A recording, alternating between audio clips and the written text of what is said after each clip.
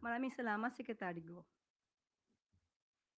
At ngayon po ay handa na po tayong tumanggap ng inyong katanungan. Tina Maralit, Manila Times. Good afternoon, ma'am. Ma'am, recently the Philippines achieved its highest ranking in 21 years in the World Press Freedom Index, as reported by the Reporters Without Borders. This was mainly attributed to the government's boosted efforts to address media-related threats and attacks. Your comment on this? Yes, definitely, that's good news. The President is delighted uh, with that latest ranking of the Philippines in relation to its upholding the press freedom. Okay, it shows that the President respects one's rights uh, of expression and the responsible journalism. So maganda pong ito po ay maganda po na naipapakita ng Pangulo na the president is not gearing towards dictatorship. Malaya po ang pamamahayag na nakikita po natin sa kasalukuyan. Follow up lang po. How can the present administration, particularly the Presidential Communications Office and other relevant agencies, ensure that that the rights of media workers in the country are upheld and recognized? Lalo na po't kamakailan, unfortunately, may napas lang pong isang veteranong mamamahayag. Katulad po, noong pa pong 2024, ipinangako naman po ng Pangulo. And I quote, ang sabi po ng Pangulo, be assured that we are doubling down on our commitment to protect our journalists and to uphold press freedom.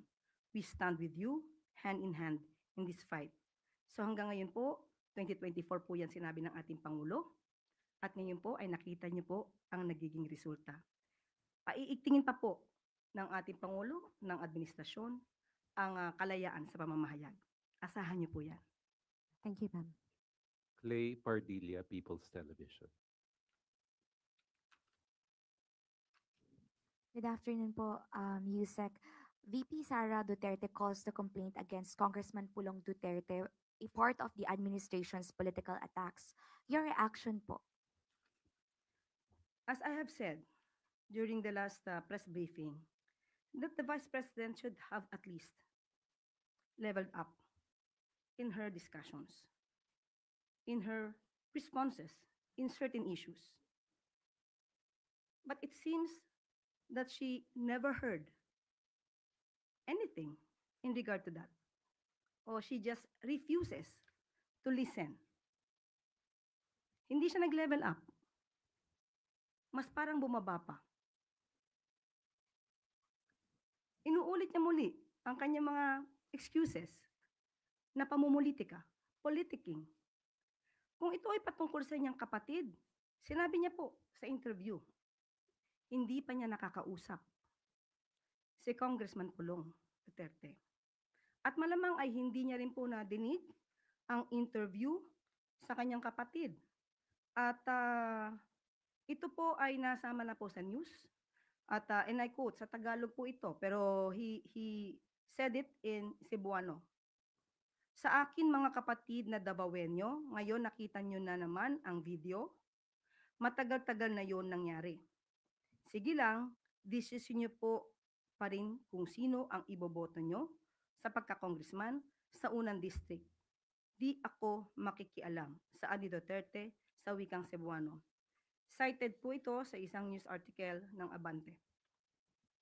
Now, kung inamin naman po ni Congressman Pulong Duterte, ayon sa kanyang pag-interview, hindi niya tinanggi ang video. Papaano ipapahid ng Vice Presidente ang ginawang ito ng kanyang kapatid sa Pangulo at sa administrasyon?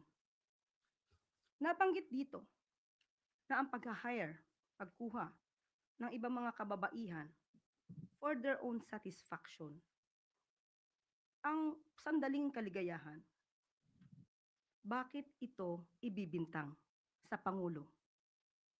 Hindi ba dapat sagutin na lamang nila kung ano ang complaint? Definitely, Congressman Pulong Duterte is a public servant. He should know his obligations. He should know the laws. he should know what good traits of a leader should be. Ma'am, follow up po. How does Malacanang CVP Sara publicly defending Kong Pulong and their history of siding with figures involved in serious crimes like Pastor Kiboloy, who's facing sexual abuse and human trafficking charges? Yun na po ang nangyayari.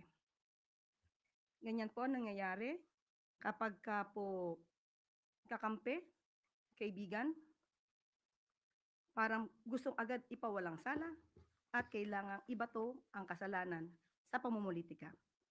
I just would like to remind you of one of the episodes of Gikan sa Masa Q&A.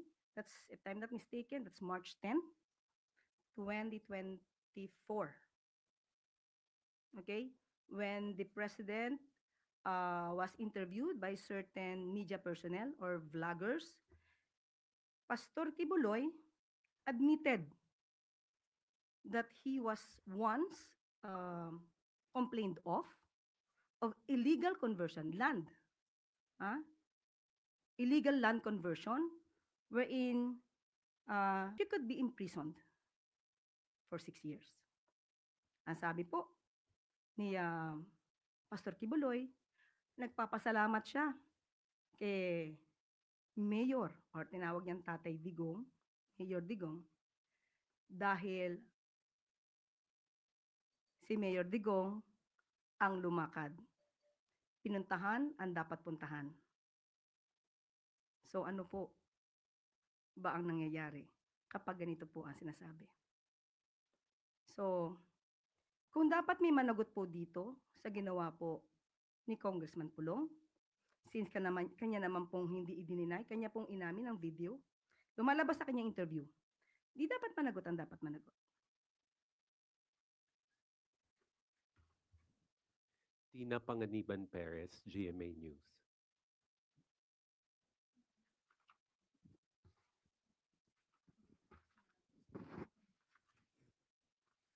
Good afternoon po, Isek.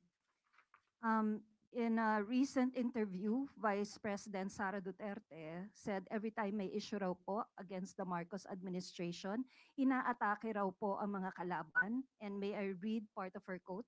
Merong namatay sa Amerika at nandoon sa loob ng kwarto si First Lady Liza Marcos at nandoon sa police report. Cocaine yung sinasabi nagkalat doon sa kwarto na yon, ay bigla na lang nilang hinila, kinuha, dinukot si Pangulong Duterte. Your comment po, ma'am. Sa kanya pala nang galing ang fake news. Siya pala ang source ng fake news na ito na pinapakalat laban sa unang ginang, kay First Lady. Unang-una po, kailangan pa ba natin paniwalaan ang mga ganitong klaseng istorya na nanggagaling sa Vice Presidente? Tandaan po natin, dumating si First Lady sa Pilipinas, March 10, 2025. Kung gusto niya pong alamin yan bilang Vice Presidente, may records po yan. March 11, nagkaroon po ng event si First Lady with the representatives of Girl Scouts of the Philippines. Pwede po ba nating ipakita? Yan. Makikita po natin na kasama niya ang ilan sa mga representatives ng Girl Scouts of the Philippines. Nandiyan po si Dr. Cristina Lim Yuson, National President, Mrs. Teresita Gonzalez, GSP Central Board Member, at si Mrs. Rosaline Davadilla, National Executive Director. March 11 po, nang naaresto or dinala ang dating Pangulong Duterte sa ICC. Paano po ito maiko-correlate kay First Lady? Samantalang March 11, nandito na siya sa Pilipinas, kasama ang sinabi po natin mga representatives ng Girl Scouts of the Philippines. Ito po, ang sinabi ni VP Sara, ay walang paggalang sa pamunuan, sa organisasyon ng Girl Scouts of the Philippines. Pinapalabas niya na ang event na to ay hindi nangyari. Bilang Vice Presidente, hindi po ba dapat inalam niya muna kung itong mga mga taong pong itong nabanggit ko, from the Girl Scouts of the Philippines, ay totoong nagkaroon ng meeting sa ating First Lady. So, tanong natin, dapat pa bang paniwalaan ang mga sinasabi ni Vice Presidente kung sa kanya naman pala nanggagaling ang mga fake news at disinformation na ito? Ma'am, the Vice President was also asked about the alleged increasing or intensifying drug problem in the country. Your assessment po, ano po yung assessment? na malaki? Increasing drugs? Opo, drug cases? problem. Okay. Unang-una po ay nadinig natin ang kanyang sinabi. Ang tanong lang natin, doon sa reporter, saan po kaya niya nakuha yung kanyang datos para sabihing lumalala ang problema ng illegal na droga sa bansa? Maaari po ba nating ipakita ang mga naging accomplishments ng PIDEA at ng PNP?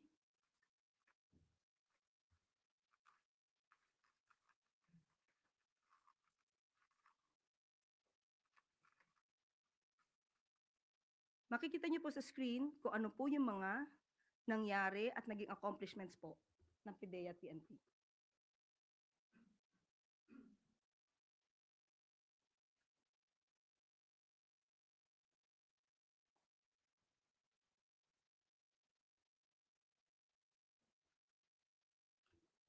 So, saan po kaya nanggagaling ang datos na tinatanong kay VP Sara? Hindi po totoo na lumalala.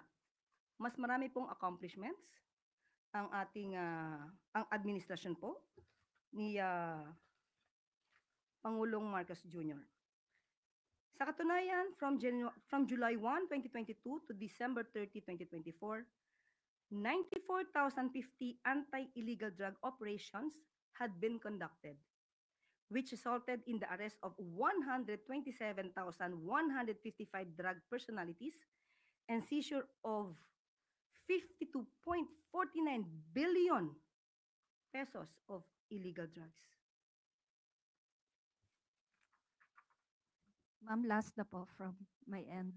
May quote din po si VP about you po. Ang sabi po niya, sumasagot lang naman ako sa kanya. Hindi ako tao na kilala na unang nakikipag-away.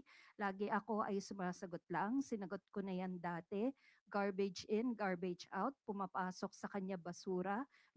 Lumalabas sa kanya basura. Your comment po. Okay.